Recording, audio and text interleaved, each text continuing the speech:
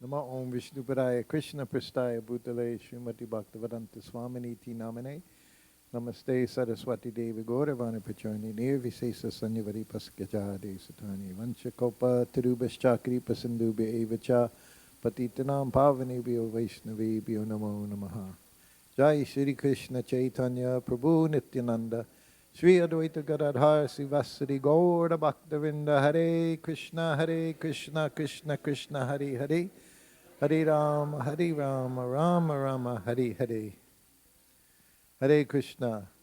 I just, how many of you were here last night for the class?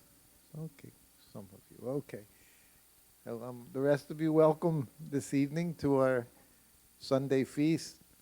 Back when I was here 50 years ago, we always called it the Love Feast, the Sunday Love Feast. And always a wonderful, wonderful prasadam. So, as Prabhu said, and I talked a little bit about it yesterday, so hopefully I won't be saying the same thing again. But I joined Srila Prabhupada in his travels in 1972. And of course, for anyone, when Prabhupada was here, to become his personal servant, as he said, was an amazing thing and something, of course, I never even imagined. I actually did see, when it was just a few months before, so I became a servant, it was August 72. I saw him, I met him for the first time, actually close up, a few months prior, from New Vrindavan, where I was doing service, New Vrindavan, West Virginia, which is outside of Pittsburgh, about an hour and a half. We drove across country from Pittsburgh, PA to Los Angeles, California. Me and Kirtanananda Swami and a few godbrothers, we got Brahmin initiation from Srila Prabhupada. So at that time, I got to spend 5 days and go on morning walks with him and go in the garden in the afternoon. And there would just be a few devotees, 5, 6 devotees.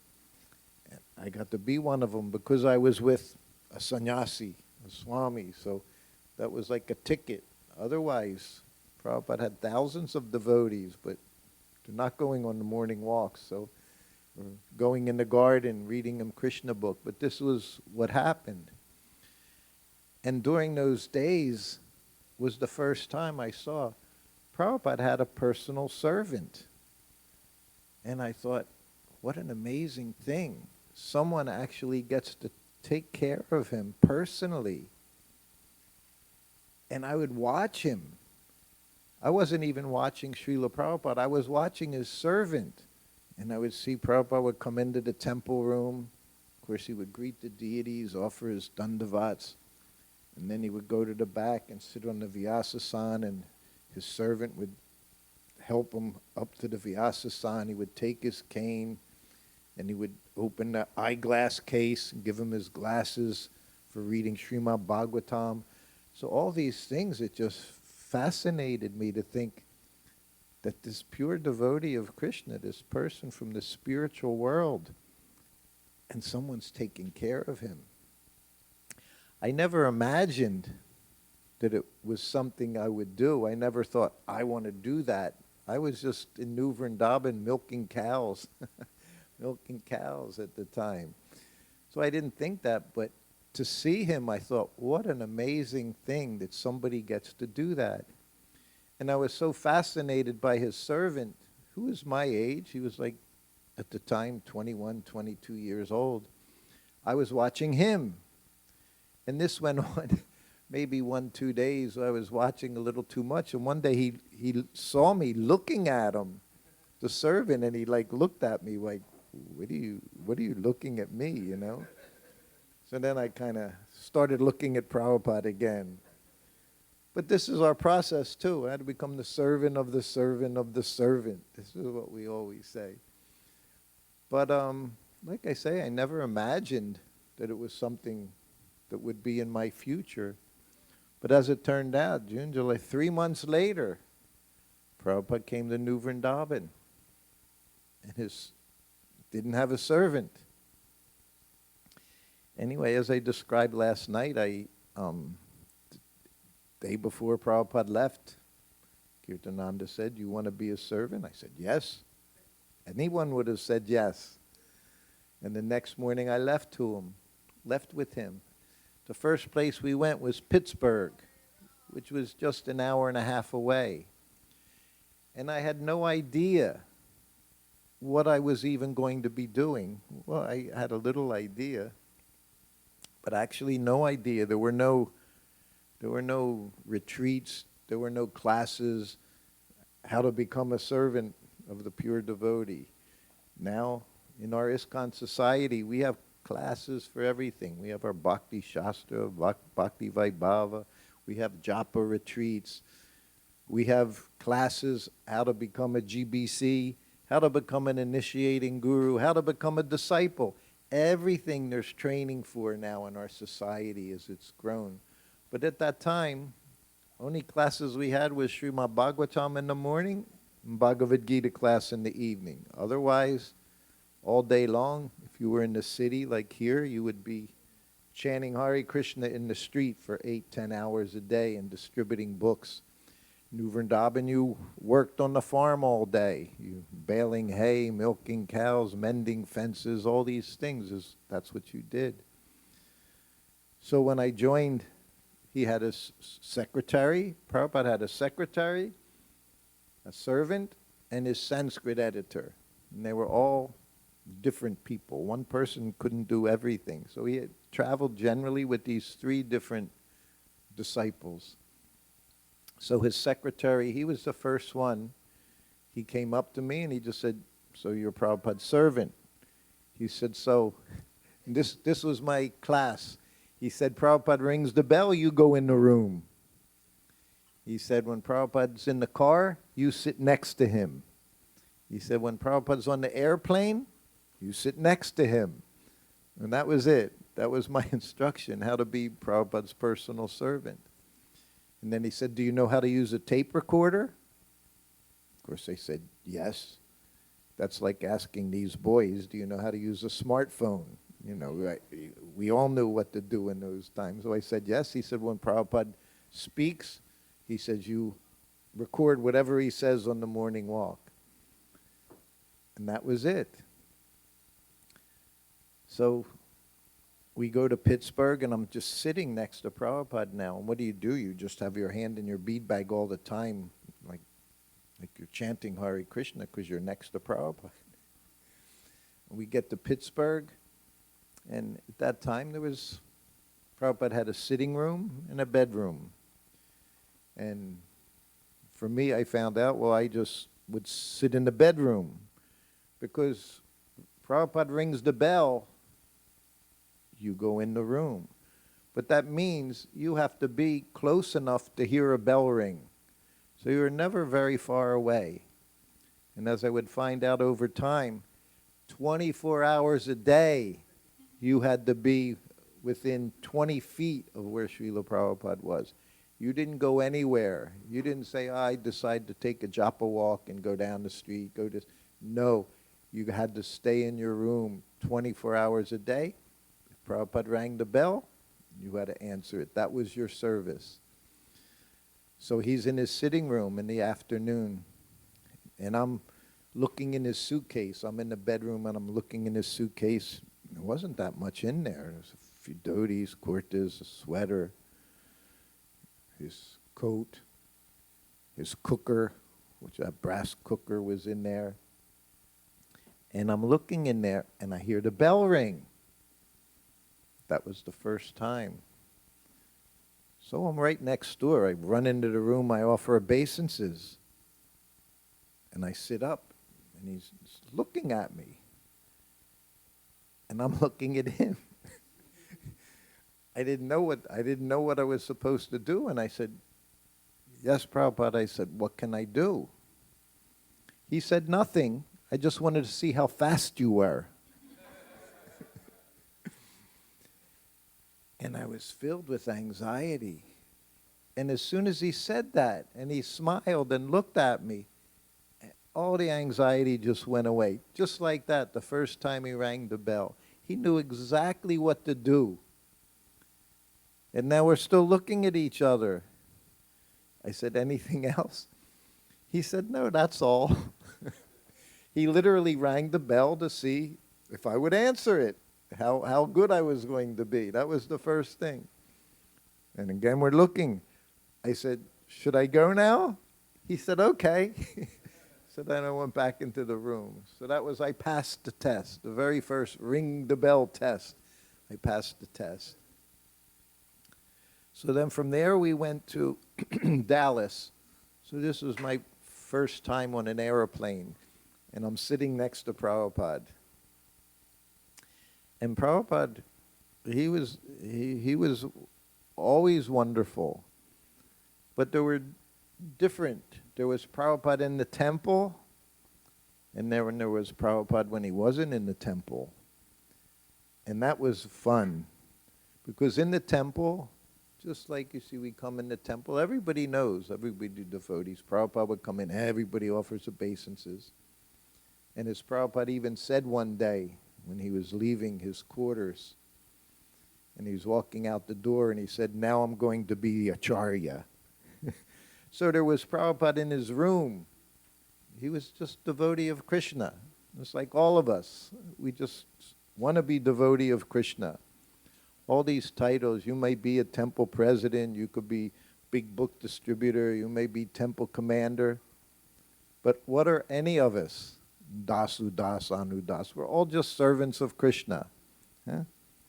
And Prabhupada was servant of Krishna, servant of his spiritual master. But he had his service. He was founder Acharya of ISKCON.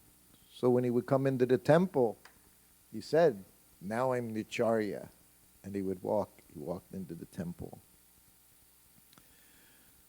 So then we get to Dallas. Now, I've never done anything. I'm supposed to cook for him, cook his lunch, and I have to give him massage twice a day. And I've never given anyone. I don't know anything about massage, and I've never even touched another man in my life. So this was a challenge. Although with Prabhupada, that wasn't the challenge. The challenge was, can I do it?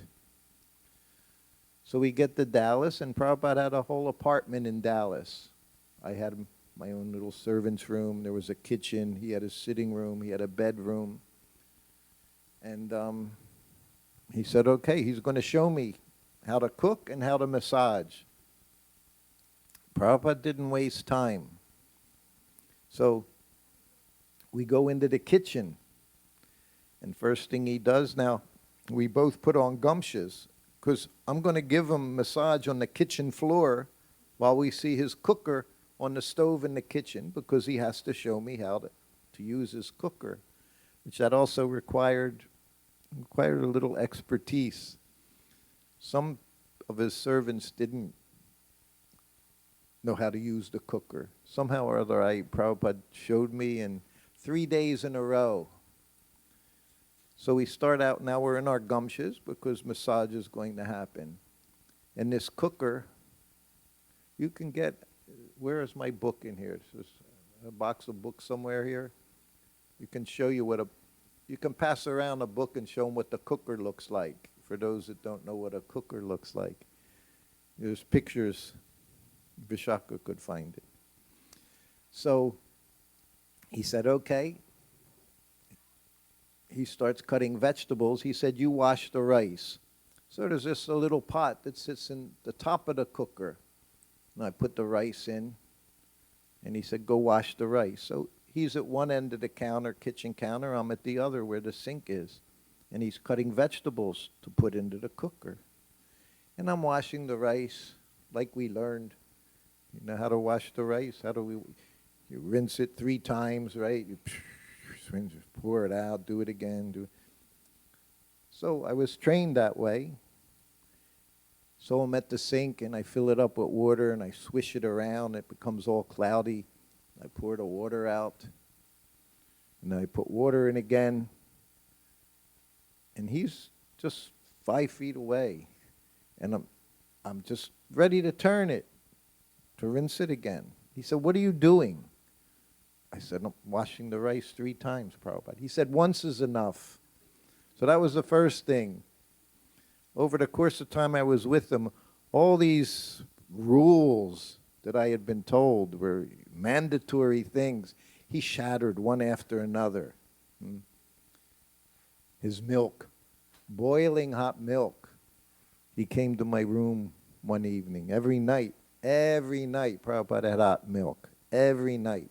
With sugar, little sugar.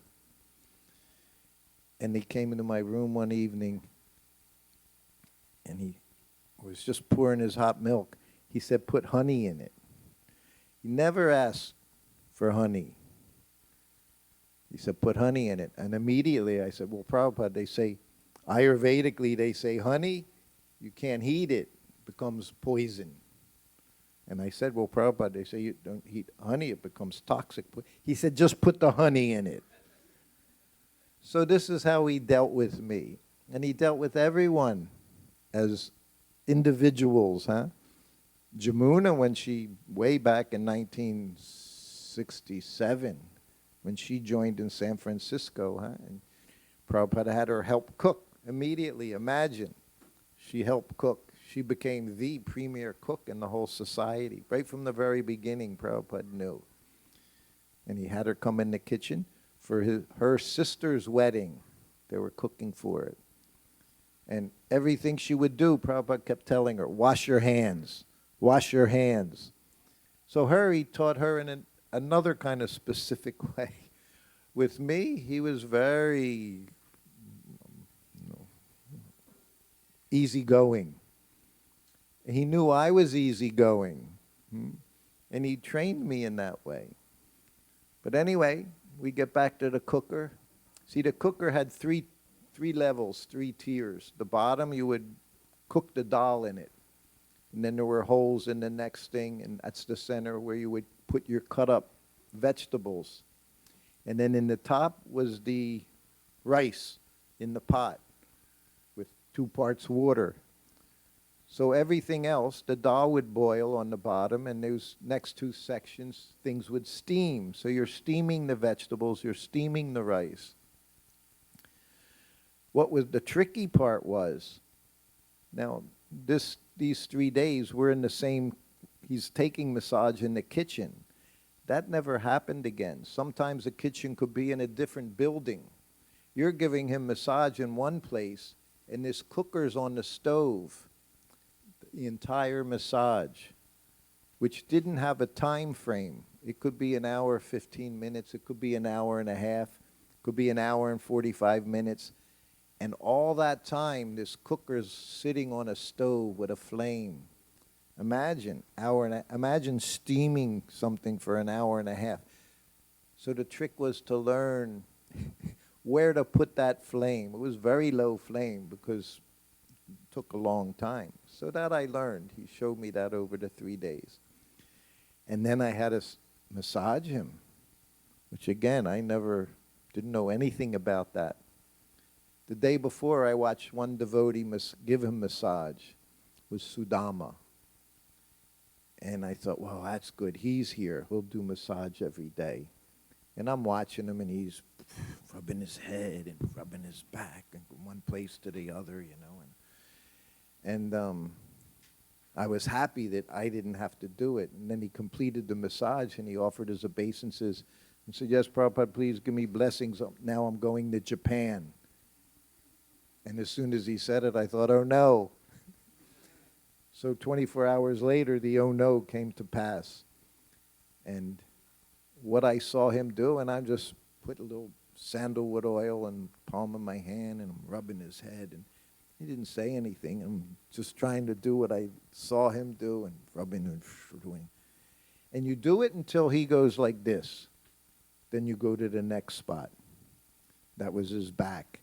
And I put the mustard oil in there, and I'm basically doing the same thing, just rubbing, and pushing and pushing. So from one spot to the next, I moved.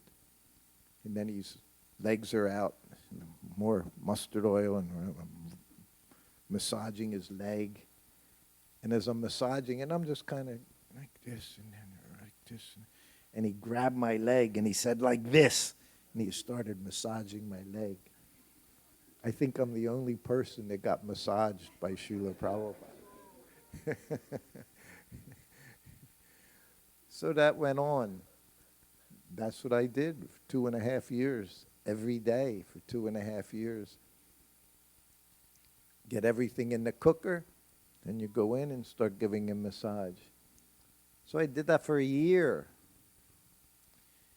And after a year of doing it, and every time I would do it, massage his head, he'd go like this. And he'd massage his back, and he'd go like this. And that was when you go to the next spot. So after a year, thinking, I know what I'm doing. And I massaged his head. And he didn't go like this. But I thought, I've done it for the right amount of time. You know, I know this. And I massaged his back. And I didn't wait for him to go like this. And I went to the sides. So I did this one day. Then I did it another day. Then the third day came. Did I tell you about threes? Three is a very important number in Vedic culture. 3, very important. So the third day, and I'm massaging, and I figure, everything's good. And I massaged his head. And then I took my hands off. And he said, you massage me until I tell you to stop. Not until you tell you to stop. So that was the end of that. And that's what it was like to be with Prabhupada. We talked yesterday about being the puppet, instrument. You couldn't do anything unless he told you to do it. I couldn't go anywhere 24 hours a day in the room. Sleeping, you're there in the room. He might call you 1 o'clock in the morning. Never did. Few times he did. Once he did it in Hawaii, and I was right in the room next door. This is when he did his translating. Midnight, 1 o'clock, 2 o'clock, 3 o'clock, and we're all sleeping very nicely. Sometimes I was so close, I could hear him. I could hear him with the dictaphone machine, pushing up, down, pressing play, listening to what he just said. If he didn't like it, he would rewind it, and he would record something over it. Imagine, could hear him translating Srimad Bhagavatam. I would wake up to it, hear his voice. So one night, it's like 1 o'clock in the morning, it's in Hawaii, and I hear the bell ring. And I go in, I offer obeisances. And I look, and the dictaphone machine, it was a little reel of tape, small reel. Tape was all over the desk. Like, anyone, if you're old enough who knows cassette tapes, you'll know what that can be like. It was just like, and I went in, I offered obeisances, and I looked up, and I looked at him, and he looked at me. He said, I don't know what happened. The tape was everywhere. He said, can you fix it? I was good. We all knew what we do with cassette tapes. You put the little pencil in there, you'd roll it all back into the cassette thing. So this wasn't a cassette tape, but it was a reel. I said, yes, and I grabbed the reel, and I just put something in there that fit in there, and I literally put the tape on the floor in his room. And I just walked around and slowly just went this way and that way and got the tape. And he's sitting behind the desk and he's just watching me go back and forth, back and forth. And I got it all back into the reel, set it up. He said, okay, go take rest. And then I went back and take rest. There was one time in Los Angeles. Los Angeles, Prabhupada stayed there one time for 2 months. Every year he would stay there for a month or so in the springtime. Los Angeles, very nice weather most of the year, very like springtime most of the year. Prabhupada liked it there, and that was the world headquarters. People would come from all over. Prabhupada would do initiations there. New Dwarka, Los Angeles. So we were there so long, that even though I didn't leave my room during the day, going to classes and going in the morning walk, I got to know different devotees, different men devotees, and we became friends. And they said to me, why don't you come to Mangal Artik? And I said, well, I have to be in my room. They said, did Prabhupada call you that time of the morning? I said, well, no, never has. Well, why don't you come to Mangal Artik? Rukmini, Dwarkadish, Jagannath, Subhadra, Baladev, beautiful Gaurnatai deities, Bhardaraj leading kirtan, Parikshit leading kirtan, Vyasaki, all big, they were the big kirtan leaders then. Why don't you come? I said, well, if he rings the bell, I have to be there. Does he ever ring? I said, well, no. Not usually. The morning walk is the first time that I have to do anything. Anyway, they convinced me, come to Mangal Artik. So the next morning, I go to Mangal Artik. And I'm in the temple room with my friends, we're chanting samsara prayer. And all of a sudden, Prajumna, he was Sanskrit editor, Prabhupada wants to see you. I thought, oh no, I knew right away. Whenever they said Prabhupada wants to see you, that's not a good thing. He never called people in to tell you were very, very good. He's a spiritual master. If he wants to see you, he's going to chastise you. Prabhupada wants to see you now. And usually, and I said this Prabhupada wants to see you when he's really mad, is usually what would say after that. He wants to see you when he's really mad. So I knew he was not going to be good. So I ran out of the temple room. I go upstairs, go into Prabhupada's room, and I'm offering obeisances. He doesn't wait to look at you. And I've been ringing this bell for hours. I was there just 10 minutes before, but that's hours. And they say he had like Lord Brahma's time frame, 1 minute's like 100 years to him if he has to wait a minute. Where were you? I sat up. I said, Prabhupada, I told him. I said, Prabhupada, I went to Mangal Artik. You have no business going to Mangal Artik, he said. He said, your business is to be in your room. What if I need something? He said, you have to be in your room 24 hours a day. I said, yes, Prabhupada. So that was the last time I went to Mangal Artik. Well, not in the last 50 years, but while I was with Prabhupada, that was the last. I was in Maya because I went to Mangal Artik. You don't go to Mangal Artik, you're in Maya. But I was in Maya because I went. So this is Krishna consciousness. It's understanding what you're supposed to do all the time, how it is you're supposed to serve Krishna. And when you were with Prabhupada, he lets you know that your business was to be servant to the servant, completely surrendered. Not part-time. There's no part-time surrender. That's not surrender. That's just business. Surrender means 24 hours surrender. He called me in. Call my secretary. And I would always go back in with whoever he called because that was your seva, that was your service. And it also, you wanted to know what was going on. Call my secretary. I called, I said, Prabhupada wants to see you. So then we both go in together. And Prabhupada looked at him. He said, you don't move a pin on my desk from here to here without asking me. That's what it was like to be with Srila Prabhupada. You had to completely surrender. Whatever he wanted, that's what you did. What he didn't want, you didn't do. So it was very wonderful service, ecstatic service.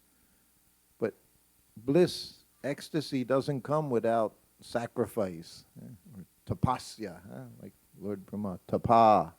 First thing he heard, you have to do tapasya. Krishna consciousness, you have to surrender to the spiritual master's instructions. I read all the time. Only way to make progress in Krishna consciousness is through service. That doesn't mean just lip service. It means doing something. This is what's required. Back in those days, I was talking, where we're staying, I was talking to one man, one Indian man. He was asking me what it was like back then, 50 years ago, 55 years ago. He says, what's changed? Whenever I hear that question, I don't even know what to say. I mean, everything has changed. In those days, we all lived in the temple. Now, 98% all congregational members. At that time, 98% were ashram devotees. Mangalartik every morning, chanting your 16 rounds, going out on Harinam. We traveled for 3 months or so. We were traveling Australia, we went to England, we went to Europe, we went to USA. In Australia, so many devotees, but local people, not so many. And she said, well, how do we make them devotees? I said, well, back when we became devotees, I said, we met the devotees on the street, Harinam Sankirtan. It was always the process. You saw the devotees chanting. I joined because I saw the devotees chanting in the street and went up to them. What are you doing? And then they tell you. And book distribution. These were the way everyone came back in those days. Harinam and book distribution. Prabhupada said, this is our process. This is the program. Very simple. He said, we're simple devotees. We do kirtan. He said, this is our business, kirtan. He said, not a show. He even said, not the road show, not a road show. Simple kirtan people. So these things we saw with Prabhupada again and again. This is how he started this whole Krishna consciousness movement, was distributing his books. And then, of course, I wasn't going to say anything here about Boston, Prabhupada arriving, because next week you're going to hear that again and again and again from different devotees, how they saw the early ISKCON days. So I wasn't going to get into the Prabhupada arriving at the Boston Harbor 60 years ago, after great, great difficulty. I know devotees sometimes will say, people think you come to Krishna consciousness, then all your problems are solved, no more suffering. Prabhupada suffered so much. We know on the Jaladuta, 2 heart attacks, just on the Jaladuta. Then when he came, the Bowery, living on the Bowery, he did. So much difficulty. But it's through that sacrifice, through that difficulty, great progress can be made and great rewards can come from Krishna when you show that sincerity. Krishna wants to see our sincerity. And when you're with the pure devotee, when you're with Srila Prabhupada, you get to see that all the time. Requires sincerity, not part-time. He didn't want part-time, all the time. This was our business. So yesterday we were talking, those that you know, we were talking a bit about prasadam, Srila Prabhupada and prasadam. And that was always one of the most, for devotees, one of the most important types of service is taking prasadam. Prabhupada himself, he loved prasadam. Breakfast, lunch, evening time. In the evening, he would call me. Breakfast was always fruits and maybe milk or yogurt, a little sweet. If it's cold out, halava. Otherwise, just the fruits. Lunchtime, in that cooker every day, rice, chapatis, dal, 3-4 sabjis. bitter melon, fried bitter melon like that. Every day. I did that every day. And then in the evening, he could call you into his room and say, tonight make puris and sabji. Sometimes he would say potato, eggplant, sabji. I was with him for 1 week. And he called me in the room and he said, tonight, he said, you can make me puris and chips. I said, yes, Prabhupada. Of course, I went back to the kitchen, and the puri dough, I knew what to do, but chips, I had never made chips before. So I peeled the potato and I started slicing it real thin. Potato chips, you know. And I fry them in the ghee, put a little salt on them. A roll of puri, 1 puri on the plate, and the chips in his hot milk. And I bring it into the room, offer obeisances, and put it down on the table and sit up. He looks at me. He said, they're not chips. What are they? I'm thinking, I said, they're chips, Prabhupada. He said, never mind, he said. So I go back out and I roll another puri. And I bring in the puri. And he said, oh, they're good.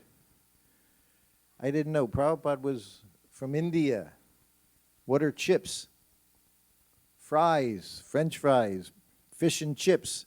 The British chips. He's talking British chips, so he wanted me to make French fries. But I didn't know that. I didn't know that until I started writing my book 20 years later, and it finally hit me what chips were, because I thought they were potato chips. So I made him these nice potato chips, you know, like Lay's potato chips thing they made. But he never, 2.5 years, he never asked for chips again from me. He asked for many things, but never asked for chips. I think I failed that. But he said they were good. But that's what it was like to be with him. You never knew, but always very wonderful. So I'll tell you, I know we don't have lots of time, and I got here a little late. I'm sorry for that. But I'll tell you one very nice story. So this is 1975. At that time, Prabhupada, he traveled around the world in 2 months. In 2 months, he went to, I think, 14 different temples. That's what it was like to be with Srila Prabhupada. Always you're traveling, always different time zones. And there was no such thing as jet lag. Because Prabhupada, as soon as he arrived somewhere, he set his watch to the local time, and boom, everything's going to go on just like the last place you were at. You could be in a plane for 20 hours from India, arriving in New York City. 10-hour difference, right? Time zone, 10-hour difference. So you get there, well, it's the other way around, from New York to India. You arrive 2 o'clock in the morning in Delhi after 20 hours in airplanes and airports.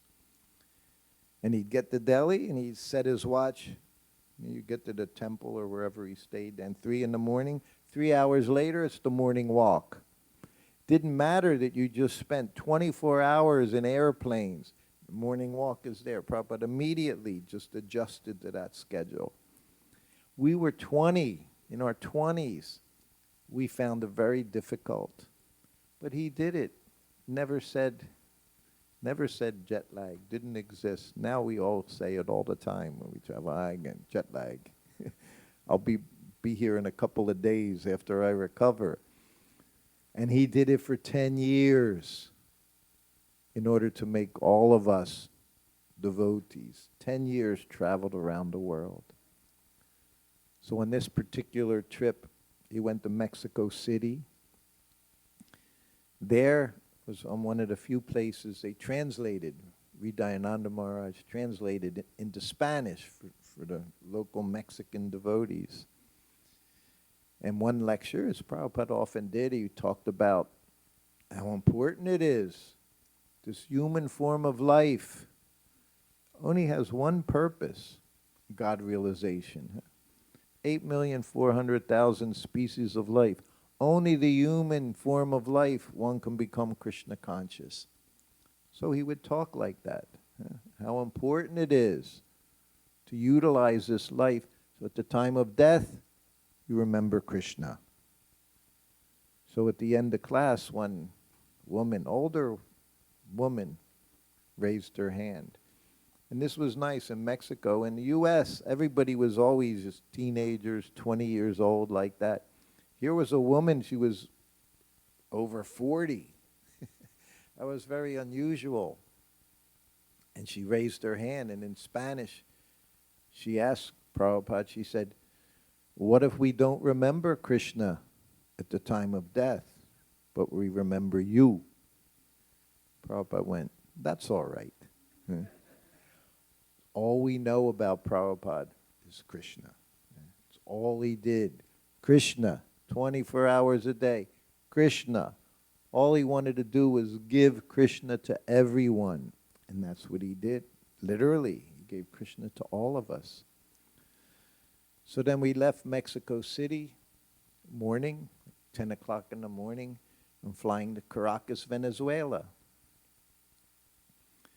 And one Mataji there in Mexico City, she made Prabhupada one of his favorite preps, muri, puffed rice. Puffed rice, I mentioned that last night. One of Prabhupada's favorite preparations, puffed rice. And it was just like a bowl of puffed rice, and it was wrapped up in aluminum foil in a brown paper bag. And she handed it to me. We went on the flight. So we're certain Prabhupada was very regulated. Even on the airplane there was regulation. So we get in the plane, we sit down.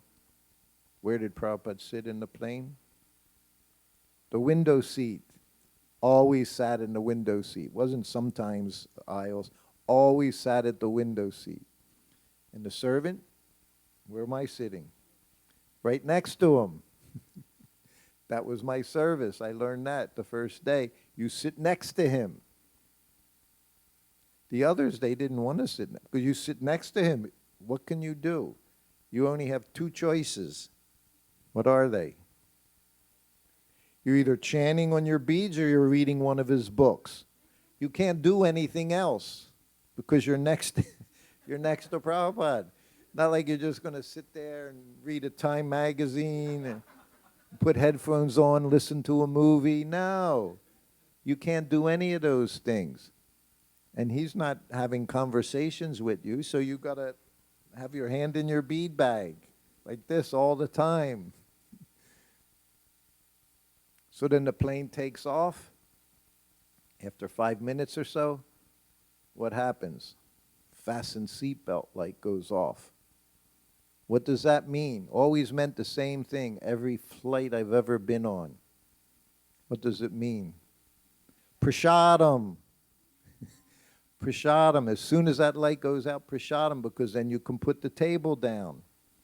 Prabhupada liked prasadam. Anyone here like prasadam? We're here for the... Prabhupada said, most of you have come for the prasadam. So I put my table down. I open up the bag with the little aluminum foil thing. It's puffed rice. That's all that's in there. Puffed rice and peanuts with a chance. Cooked in what? Ghee. Cooked in ghee. You're learning. Cooked in ghee. And I put it in front of him, and Prabhupada picks up. He ate so nicely. He said, put up. And somehow he could get everything into his mouth without ever touching his mouth. It's a great art to be able to do that, to eat with your right hand only and not touch your mouth while you're doing it.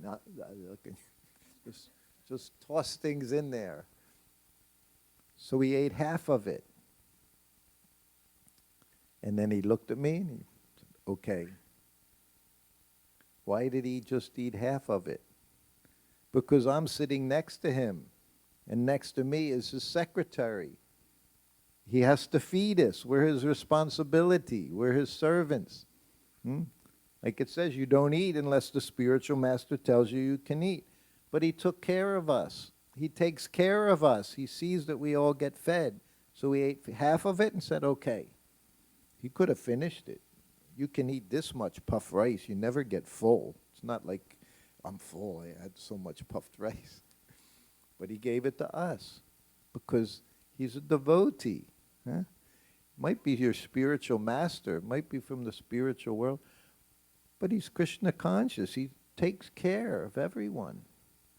So then I move it over to my plate, my table, and I separate it into two parts because I have someone sitting next to me. And I rip the aluminum foil and I give half to Paramahamsa Swami. And I have the other half in front of me.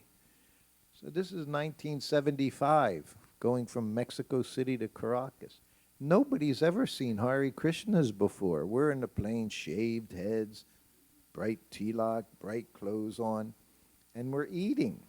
No one brings food onto the plane. They get it given to them. And we start eating. So we weren't just toss it in. We're eating the puffed rice. So as we're eating, this stewardess is walking down from the first class area, walking down into economy. And of course she sees us funny looking people from Mars. And she stops right in front of us, right in front of Paramahamsa, who's on the aisle. And she stops and looks, and then she takes her hand. She puts it in my plate, not his on the end. She puts it in and grabs a handful of puffed rice and throws it in her mouth. And she looks at me and says, "Oh, this is very good. What is it?" I said, "It's puffed rice." She says, "Well, why are you all eating, you funny-looking people? What are you doing?" I said, "Well, we're all vegetarian." She says, "Oh, okay." Paramahamsa, he's just eating, doesn't even pay any attention. Prabhupada, he's just looking forward. Neither is he paying any attention to this woman that took food out of my plate. Not just food, Prabhupada's Maha Prasadam. We would fight for this, Prabhupada's remnants. Every day I distributed Prabhupada's remnants 3 times a day. People would run over one another to get it, push people out of the way. I had a godbrother offer me $100 once. "Give me the whole plate, I'll give you $100. I said, "No." Not for sale. It would be much more than $100 if I was going to give you the whole plate. And she took it. A professional person took food out of my plate and ate it. So she said, "Well, would you like anything else?" So now I turn to Prabhupada, who doesn't respond to her. I said, "Prabhupada, would you like anything else?" He said, "Hot milk. Garam doodh, hot milk." So I said, "We'll all have hot milk. Whatever Prabhupada does, we do. Not everything, but when it came to fun things, we did. Waking up 1 o'clock in the morning, that we didn't do. But if it was prasadam, whatever he's eating, we'll have it too." So I said, "We'll all have hot milk." She said, "Would you like anything else?" She said, "I can go in the first class." She said, "They get you fruit, cheese, bread." Again, I turned to Prabhupada because he's not talking to her. Because he's sannyasi. Huh? He's sannyasi. "Anything else, Prabhupada? Would you like?" Yes. He said, "Fruit, cheese, bread." She said, "Okay." She runs up to the first class section. And I turned to Prabhupada. I said, "Prabhupada, that was amazing." Meaning she took his Mahaprasadam. Prabhupada said, "Women have a natural tendency to serve." He didn't respond to what I said. He responded to what she was willing to do, that she was going to take care of us. He said, "Women have natural tendency to serve." Women, you should never feel bothered you're in women's body. You have the proper understanding, service. Everything Krishna conscious means service. Doesn't mean anything else. It means you serve. Yeah. Men, many times, they'd like to be served. Yeah. So she went up there and she comes back after 10 minutes or so, and she gives us fruit all cut up nicely, slices of cheese, all this. I'd never seen anything like that before. My whole life, No one's ever taken food off of my plate, except my wife sometimes. She does. We're experiencing jet lag. We're going through jet lag now. But, so I told that story. That happened 50 years ago. 50 years ago that happened, back in March, 50 years ago. So 20 years later, I'm in New Dwarka, and I tell that story. 1995 it was, 20 years later. And I gave class, it was almost 2-hour class. And then I'm ready to get up at the end of the class, and the devotee comes up to me. He said, "Can I tell you a story?" And I'm like, okay. He said, I did traveling Sankirtan. He said, all around Mexico, South America. He was Mexican devotee. He said, and we would go out into the country, villages, little towns, little villages, in jeeps. He said, because sometimes even the roads, not very good, just stone, mud, like that. So he said we had, 3, 4 jeeps, the different devotees. We'd go into the town square, do Harinam Sankirtan. And then we'd get back into the jeeps and we'd drive through the different roads and stop at people's houses, farmhouses, ranches, whatever, and distribute books. And he said, I was in Brazil, in the rainforest of Brazil. He said, and we went to this one town, little town. He said, then we got in our jeeps. He said, we're going to the different houses distributing books. And I stopped in front of this one house. He said, and I got out and I got my books and knock on the door. And woman answers. And she says, Hare Krishna, in the rainforest of Brazil. Hare Krishna, she says. And she invites him in. And he said, you're a devotee. She said, yes. And he goes and pictures Prabhupada, Krishna, Panchatattva on the wall, got a little altar. So he couldn't figure out how this woman in the middle of nowhere became a devotee. And he said, well, how did you become a devotee? And she said, well, I used to be a stewardess on the airline. She said, and I met the devotees on the plane. And then later on, met the devotees she's a stewardess. So she's in the airport and she got a book. So this was the woman who took the puffed rice off of my plate in the middle of the rainforest. So this is the potency of Srila Prabhupada. And that potency is still here in ISKCON. All it requires is that we surrender and just want to serve the spiritual master according to his instructions. And if you know his instructions, you follow his instructions very carefully, you can have the potency to make very nice devotees in Krishna consciousness. So I think it's about 7:45 now, so we have a few minutes. We can go to about 8 o'clock if anyone has any questions. And I do believe, I think I'm supposed to be here tomorrow morning for Srimad Bhagavatam class in the morning. If any of you are in the neighborhood and can come, please come. But now, if anyone has any questions. Yes, Prabhu.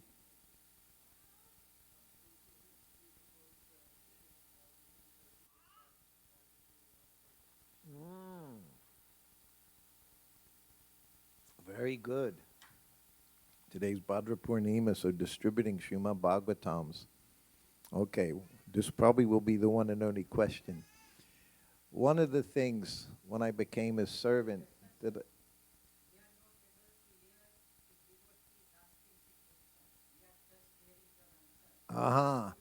he said today is Bhadra Purnima.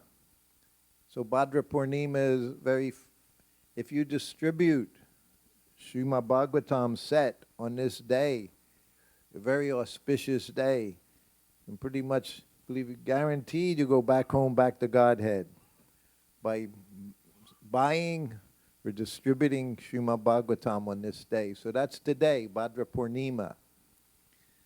So, when I became his servant, one of the things that shocked me, I found amazing, was generally in the afternoon, 2 o'clock, 3 o'clock in the afternoon, if I would be doing things in Prabhupada's room, he was reading his books. His books. Be reading one day Nectar of Devotion, another day Chaitanya Charitamrita, Krishna book, Bhagavad Gita. He was reading them. He translated them. So when I first saw it, I found that was amazing because these were his books. But he was reading them. He didn't have a legal pad looking for things, seeing if corrections. He was reading them. So anyway, months went by, 6 months go by, there is his servant, and he rings the bell. And I go in, offer obeisances. Anyone have a book? You have a Bhagavatam with you? Or a Gita, any book. Thank you. So he rings the bell. So what happens when he rings the bell? I go in the room. That's my seva, go in the room. So he rings the bell, I go in, I offer obeisances, and I sit up. And he's got his reading glasses on, and he's got a Bhagavad Gita in front of him. And he looks at me. He said, this Bhagavad Gita is so nice. He said, if you just read this one book, you can become Krishna conscious. He said, everything is in this book. He said, if you read and understand, he said, you can become Krishna conscious. You don't need to read so many books. He said, just this one book, if you read, you can become Krishna conscious. And then put his head back down and continued to read. So I offered obeisances and left. So about 6 months go by. I was with him a long time. 6 months go by, it's the afternoon. I see every day he's reading his books or chanting japa. Everything he asked us to do, he was doing it. 3 Gayatris every day, chanting his rounds, reading his books, preaching. Everything he wanted us to do. He set the example. He's the Acharya. So now a year goes by. The afternoon, he rings the bell.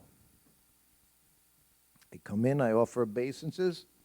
He's reading Nectar of Devotion. And he looks at me. If you just read this one book, he said, you can be Krishna conscious. He said, this book is so nice. You don't have to read hundreds of books. Just this one book. If you read it, you can be Krishna conscious. Everything is here in this book. And then he put his head down, continued reading. I offered obeisances, then went back to my room.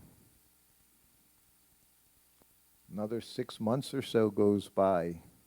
Afternoon, he rings the bell. I go in, offer obeisances. He's reading Krishna book. I read Krishna book to him. My very first personal service to him was reading Krishna book. He's reading Krishna book. And he looks at me. He said, this book, wonderful book. He said, everything is here to become Krishna conscious. If you just read this one book, you can become Krishna conscious. You don't have to read hundreds of books. Said the same thing each time. Believe me, this is what he called me in. Just this one book, he said, you read it, you can become Krishna conscious. But he kept looking at me. He didn't put his head back down. He's looking at me. You don't even have to read the whole book. If you just read one chapter of this book, he said, you can become Krishna conscious. And I don't say a word. I'm just, yes, Prabhupada. But he kept looking at me. Didn't put his head back down. He's still looking at me. You don't even have to read the whole chapter. He said just one page. If you read one page of this book, you can become Krishna conscious. And he kept looking at me. You don't even have to read the whole page. He said one line. If you read one line in this book, you can become Krishna conscious. You don't even have to read the whole line. He said one word. If you read one word in this book, you can become Krishna conscious, because Krishna's in every word. So, Prabhupada's books literally gives you Krishna. Today, do you have the books on the altar today?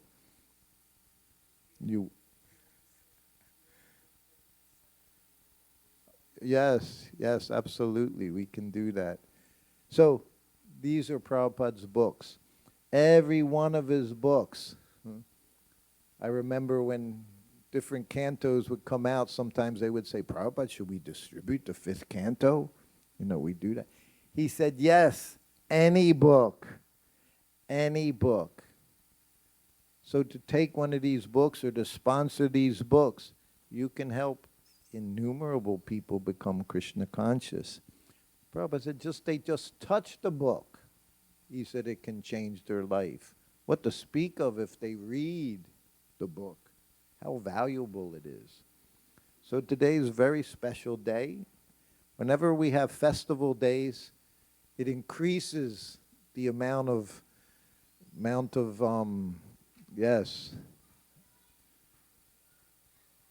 seva you can do on that day. It increases your Krishna consciousness by taking advantage any festival day.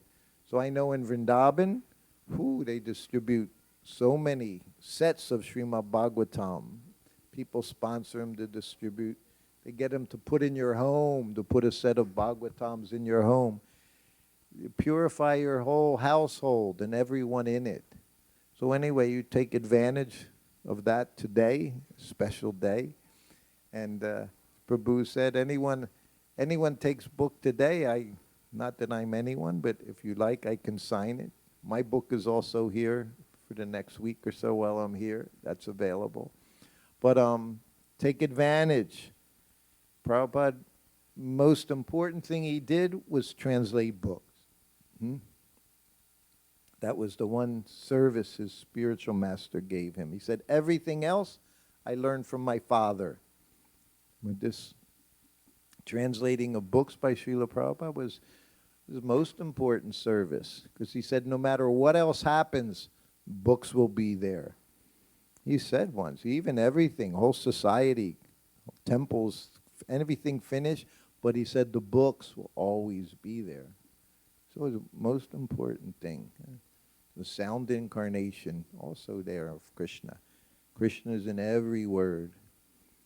On the airplane one day, Prabhupada was reading his Bhagavad Gita, sitting there by the window, and myself and his Sanskrit editor were next to me, Prajumna, and Prabhupada's at the Gita, and he looked at us.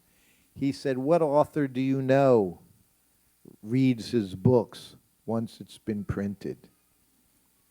Of course, it was a rhetorical question. He said, no author does. Once they finish a book, they go on to the next book. He said, but here I am reading this Bhagavad Gita as it is. Why? Of course, and he would answer, we just look, wait for him. He said, because they're not my words. They're Krishna's words. And he said that about his purports. He said, when I read my books, he said, I think so wonderful. How did it happen? Literally, like he didn't do it. He said, it's all Krishna. So please take advantage as much as you can today. If not today, tomorrow, the next day, the next day. The Srimad Bhagavatam, you take it at this time. Very, very wonderful service you can do for yourself and so many others. And so I think we should stop here. It's already 8 o'clock. You've been sitting here very nicely. I think there was even a class earlier. No? Oh, I heard. You've all taken prasadam? No? Oh, so we'll definitely have to stop here so everyone, because that's also a very important service, Krishna prasadam. Prabhupada was at the manor, devotees were there. George Harrison came. So his coming was always very special, and Prabhupada was always very, very kind to him. So devotees filled the room, big room, Prabhupada's sitting room, half this size. So there's like 20 devotees all living in the temple. And George came. So they knew he was coming, so they made lots of nice prasadam, puris and samosas and chutney and halva. So as soon as George came, Prabhupada said, bring him prasadam. Right there is we're all sitting there. Prabhupada had him bring him prasadam. And George, Prabhupada, I just ate. He said, take prasadam. So of course, you have no choice. Prabhupada tells you what to do, you do it. So he's eating prasadam and he finished.